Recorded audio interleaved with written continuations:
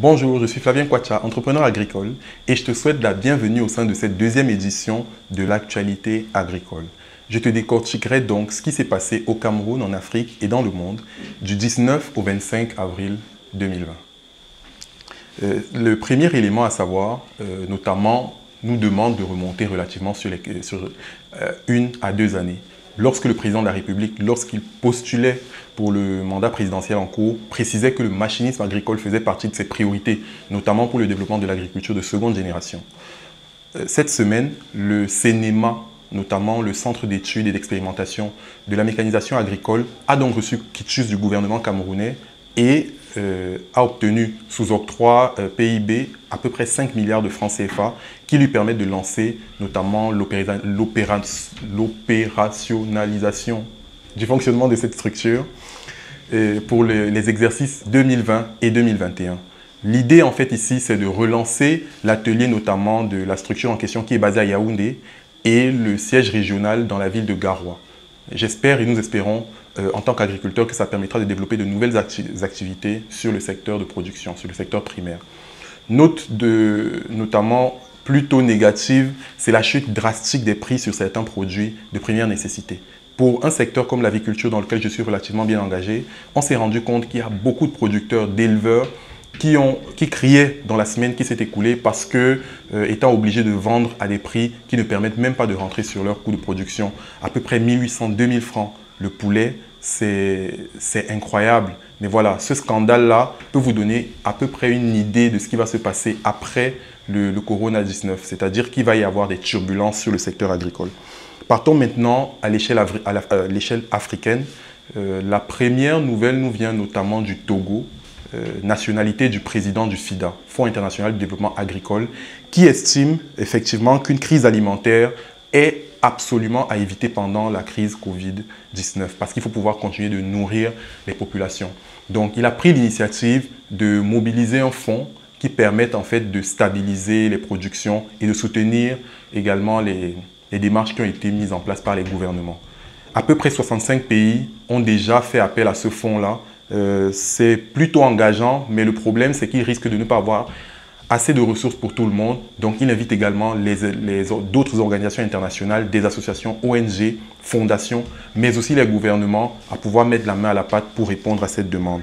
Ensuite, sur le Bénin, l'un des pays africains qui annonçait il y a quelques mois maintenant préparer l'une des meilleures campagnes agricoles de tous les temps, le ministre de l'Agriculture et de l'Élevage du Bénin notamment a déclaré être très inquiet parce que la crise liée au coronavirus est en train de détruire toutes les prévisions qui avaient été faites par le gouvernement. On passe à peu près d'une prévision de 3% de croissance dans la production vivrière à une production incertaine en ce moment.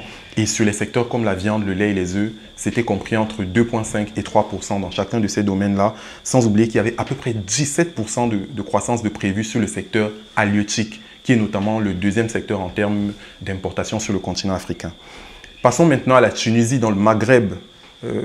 Note plutôt positive dans la mesure où le ministre de l'Agriculture, de l'Élevage et de la Pêche de la Tunisie conseille en fait aux habitants de son pays de consommer des aliments issus de l'élevage dans la mesure où ils maîtrisent relativement le processus de production.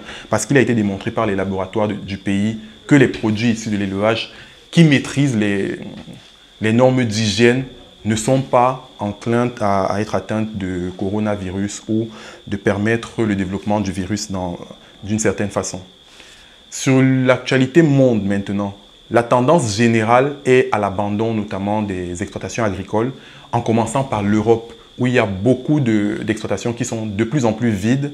Notamment, les pays ont déployé des stratégies pour intéresser du monde et les emmener à venir soutenir un peu l'agriculture. C'est soit des personnes en confinement ou des volontaires. Ça dépend vraiment des pays.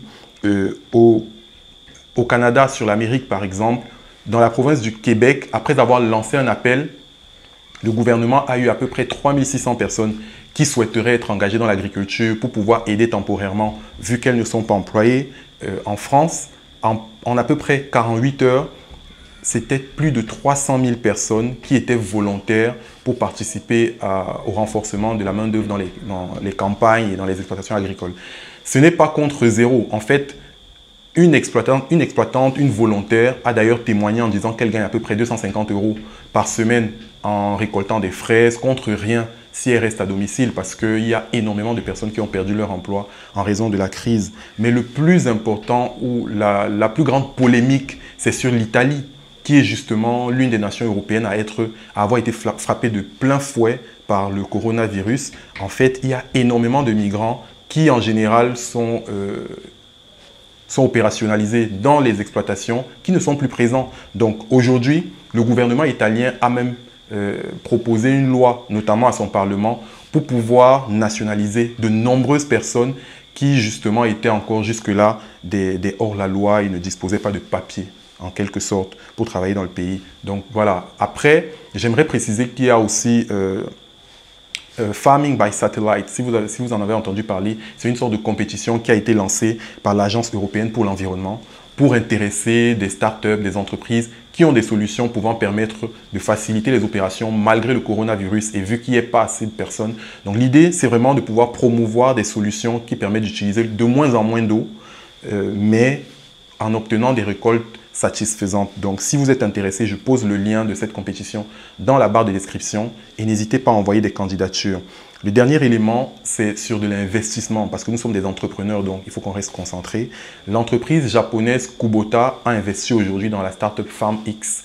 L'idée pour Kubota, en fait, c'est de revenir aux bases en investissant dans des entreprises à forte valeur ajoutée, mais en respectant l'actualité du moment, c'est-à-dire que le coronavirus, toute proportion gardée, c'est vraiment l'élément qui dicte les investissements à ce moment. Il y a énormément de personnes qui veulent savoir ce qui va se passer, mais beaucoup d'investisseurs de grandes entreprises, justement, préfèrent avancer et investir dans des startups comme celle-là qui proposent des solutions avec un succès pas certain, mais un risque moindre dans la mesure où aujourd'hui, l'heure est au confinement, au numérique et à tout ce qui peut permettre de booster la production sans forcément demander une intervention humaine très importante. J'espère que cette actualité t'est utile et te permet de saisir les opportunités qui sont autour de toi. Je te souhaite beaucoup de courage dans ce que tu fais. N'oublie pas de t'abonner à la chaîne et d'activer la cloche de notification si tu veux faire partie de ceux à qui demain appartient.